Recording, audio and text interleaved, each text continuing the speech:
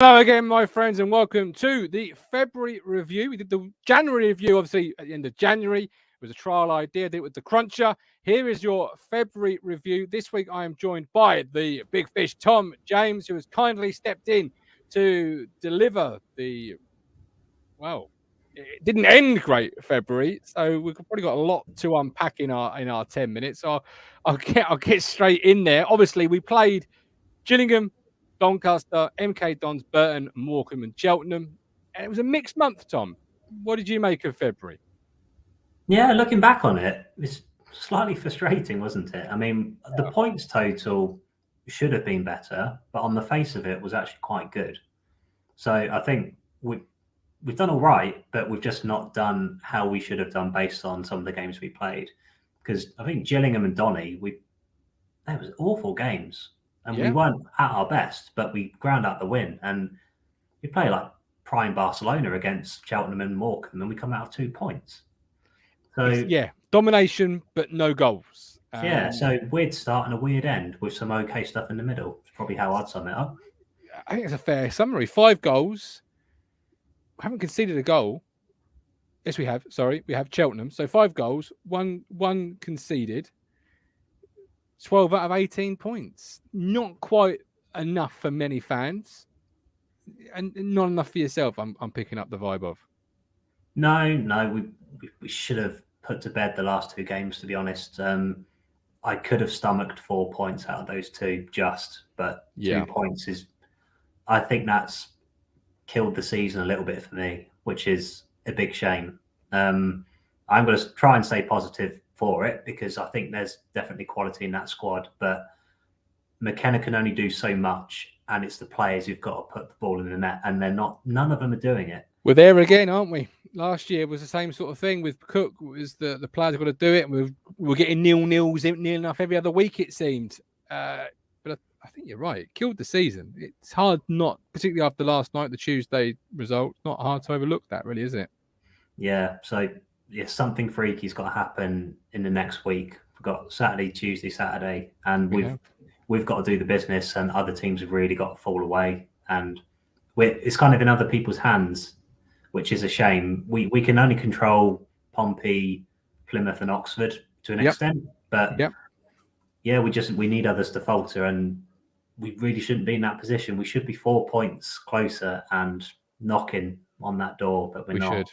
Which is where the frustration I think was coming from post Cheltenham and post Morecambe. But this is going to be a really strange sort of segment of the show, if you like, because you're right. We've had domination. We've played really well in some games. Gillingham, we won 1-0. Doncaster, we won 1-0.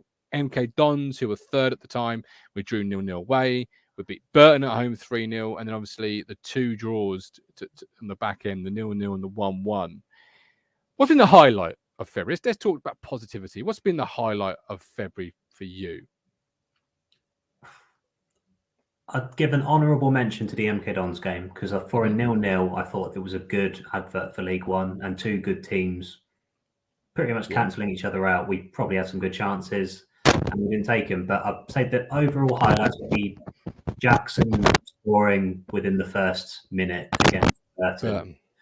And I think that just shows what we can do if we just put our foots on them and just stick it in early, and then we've seen what we can do when we score early. Oh, well, I mean, not under Cook, but it's like if under McKenna, we can get an early goal, we can settle down, we can play our style of football, and it's up to them to get the ball off us, which teams don't do. So that kind of sums up the good stuff we can do. Great to see Jackson, doing what he could do a few years ago, but hasn't been able to show it really. So really happy with that him. Yeah, Jackson. So the Burton game, and that Burton game, it's hard not to put that as a highlight, I guess, because that gave the fan base and probably ourselves included some real excitement heading into what was on paper 2 very winnable games, one of which was at home. The excitement was really starting to bubble, and the temperature being cranked up. So that's a game I think was, just on that alone. Obviously, got the clean sheet record. We achieved that. That's a highlight of February. Some will say it's the 3rd tier of English football.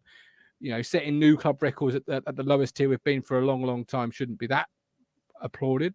But still, a record's a record, isn't it? Yeah. I was looking out for the clock to see if we'd smash it, and we did it. And yeah, records are there to be broken. Absolutely. And if we can do it, we do it. And we've got to give like a lot of credit to that back four, essentially the base that we've got. The wing backs as well have done their bit in places, but it's those three centre backs and the keeper. They've got to have loads of credit for that, and they should be proud of what they've done, to be honest. Every highlight needs a low light. Otherwise, it can't be considered a highlight because you've got nothing to compare it against. So what was the low light of February, Tom? It's the second half of Morecambe. I think the false dawn of Cheltenham, when battered them first half and couldn't do it in the second half. I know we fought back against Morecambe, but we were in a position where we had to fight back, and it was just the same mistakes were repeated. We didn't stamp on them quick enough when we had all of the possession and all of the play, and we let ourselves down. The players let the manager and the fans down, unfortunately, and they just didn't do the business. And yeah, it's just so frustrating. Just they need to learn those lessons quickly. Yeah, and sadly, the games may run out before they do. Let's drill into some performances then. Who's been the standout performer for February? You mentioned the name already in Caden Jackson. Is it Caden, or is there another player that you feel has stood out and had a really strong February? Yeah, it's going to come from the defence, I think, given that record. And yeah, I would have probably said Walton any other time, but it's Wolf for me. I'm amazed at the turnaround since he's come back in. He's been incredible, really. He's just so calm, composed, and he's got Edmonton there, who we were all like, given loads of praise for before, and he's been good. He's had a few rocky patches, but he's still been very good. JD's excellent. I think in terms of over a whole season, he's up for Player of the Season award. But Wolf this month has been just something different gravy, you might want to say. Different gravy. He has. He really has. February's been a really strong month for him. In fact, his returns to the team's been really strong, but he's been getting better and better. Very much similar to a Gerwyn Price, obviously from our Talking Darts. We've mentioned about the darts players. He's been getting better and better. Luke Wolfenden himself also has been getting better and better. But like the highlight, you can't have a highlight unless you have a low light. So you can't have a key performer unless you have an underperformer. Who's not quite done it for you in February this month, Tom? Mr. Thompson. And why? It's been a problem our whole season, that left wing back or left back side. The whole left side's been a problem this season. But yeah, Dom's just not done it for me just yet. Just not got enough going forward. And I think we saw when KVY came on for a brief stint when he replaced him a few games ago, he already had a bit more about him. But Thompson's available, which is something, but he's just... True. I just see it as a slight weak point when we've got Burns doing some of the business down the other side.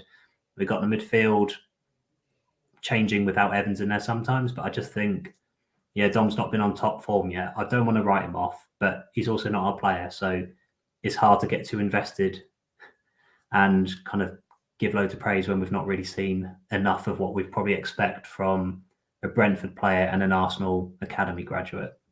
Okay, no, fair point. Just because you have one bad month does not mean you're a bad player, as you rightfully say. So, but you got to remember, you can't have a key performer without somebody who hasn't performed. The same way you can't have a good time without knowing what a bad time.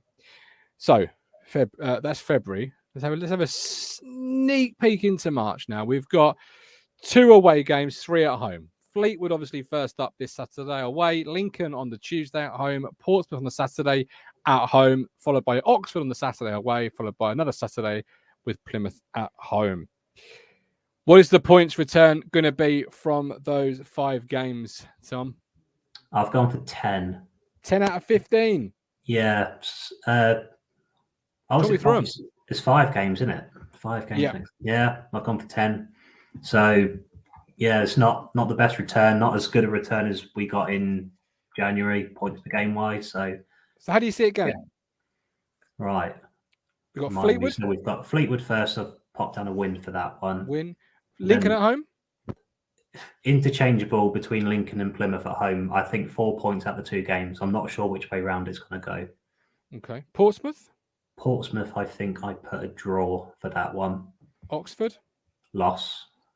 And then you've got the last one being a winner or a draw. I'll put a draw, I'll put a win. So that Oxford game hurting us. Obviously, we're chasing the playoff pack. It's not mathematically, but it is a 4% chance of the playoffs. That's not that's going to kill us. That to me would mean April is you might as well not bother, boys. Yeah. Well, I hope they do, but yeah, I think this week has been crucial for our season.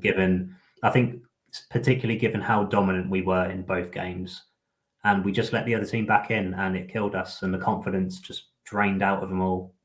And yeah, it's going to be the most frustrating part, aside from Cook's tenure here, which has put us in this position to play catch up. We shouldn't forget that.